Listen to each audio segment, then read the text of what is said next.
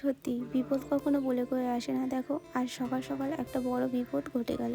Hello everyone, আমি পল্লবী। আমার একটা নতুন ভিডিওয়ে তোমাদের সকলকে অনেক অনেক ভালোবাসা। সকলে কেমন আছো? আশা করছি সকলে অনেক ভালো আছো। অনেক দিন পর আগের মতো আবারও একটা ডেলি ভ্লগ নিয়ে চলে এসেছি। আমি জানি তোমরা সকলে প্রায় আমাকে ভুলেই গেছো। হ্যাঁ, ভুলে যাওয়াই স্বাভাবিক, কারণ এত পর পর যদি আমি তোমাদের সঙ্গে ভিডিও শেয়ার করি, তোমরা কি করেই আমাকে মনে রাখবে বলো?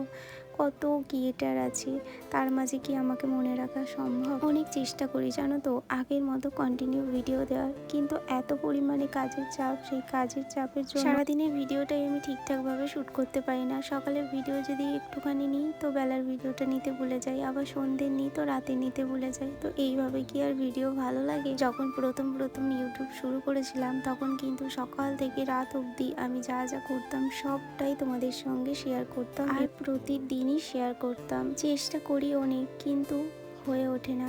এটা কিন্তু অনেক কিছুদিন আগেকার একটা ভিডিও, দেখলাম আমার কাছে এডিট করাই ভিডিওটা রয়েছে। ভয়েস দেওয়ার অভাবে ভিডিওটা তোমাদের সঙ্গে শেয়ার করা হয়নি।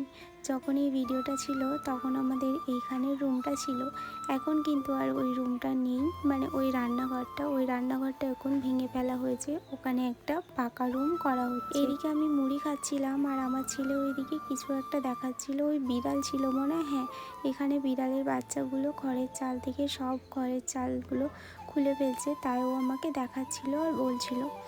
তো খাওয়া দাওয়া করার পর আমি সোজা রান্নাঘরে চলে এসেছি। আজকে আসবে কিছু আত্মীয় স্বজন আমাদের বাড়িতে, তো সেই জন্য সকাল সকাল রান্নাটাও বসিয়ে দিয়েছি।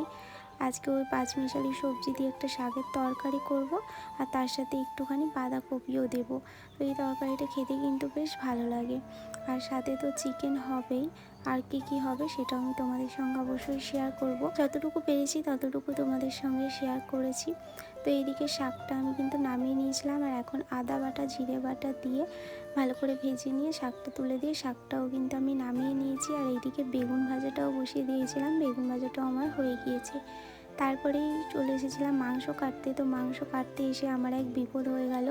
বটিটার থেকে হাতটা আমি এদিকে নিয়ে আসতে গিয়েছি, তো বটিটার মাথাটা এতটা পরিমাণে ধার ছিল, আমার হাতের অনেকটা জায়গা কিন্তু কেটে গিয়েছিল। ভীষণ পরিমাণে কষ্ট হচ্ছিল, আর এই হাত নিয়ে কিন্তু আমার রান্না করতেও অনেকটাই কষ্ট হয়েছে। তো কিছু করার নেই, করতে হবে। তার জন্য আমি একটুখানি ওষুধ খেলাম আর ব্যান্ডেজ লাগিয়ে নিলাম। ব্যান্ডেজ লাগিয়ে নিয়ে এখানে চিকেনটা কেটে ভালো করে ধুয়ে নিয়ে চলে এসেছি, আর এখন কিন্তু রান্নাটাও বসিয়ে দিচ্ছি।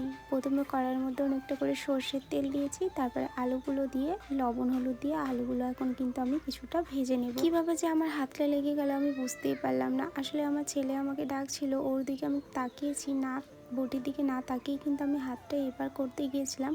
তখনই কিন্তু জাস্ট টাচ হওয়ার সাথেই আমার দুটো আঙুল পুরো কেটে গিয়েছে। তিনটে কেটেছে, দুটো একটু বেশি করেই কেটেছিল। তো এদিকে মশলাটা কষিয়ে নিয়েছি, কষিয়ে নিয়ে কিন্তু এখন মাংসটা দিয়ে দিলাম। এখন মাংসটাও ভালো করে কষিয়ে নেব। তো মাংসটাও কিন্তু আমার দেখো এখানে বেশ ভালো মতো কষানো হয়ে গিয়েছে। মাংসটা পুরোপুরি এতে ধরবে না, যেহেতু এতে আমি আলু দেব, তাই আলুটা দিয়ে কিছুক্ষণ কষিয়ে নেব। কষিয়ে নেবার পর এটা কিন্তু আমি একটা অন্য পাত্রে ঢেলে ফুটতে দেবো জল দিয়ে, কারণ এর মধ্যে জল দিলে কিন্তু পড়ে যাবে, এর মধ্যে জল দিয়ে আর ফোটানো যাবে না। তো আমি একটা হাঁড়ির মধ্যে নামিয়ে নিয়েছি, আর এখন কিছুটা জল গরম করে ওই হাঁড়ির মধ্যে ঢেলে দিচ্ছি।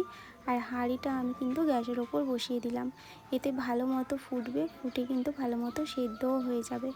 তো এইদিকে দেখো আমার রান্নাও কমপ্লিট হয়ে গেছে। এই যে মাংসর ঝোল, আর সাথে তো বেগুন ভাজা, শাক হয়েছে, দেখেইছো তোমরা। আজকের ভিডিওটা এখানেই শেষ করলাম। সকলে ভালো থেকো, সুস্থ থেকো।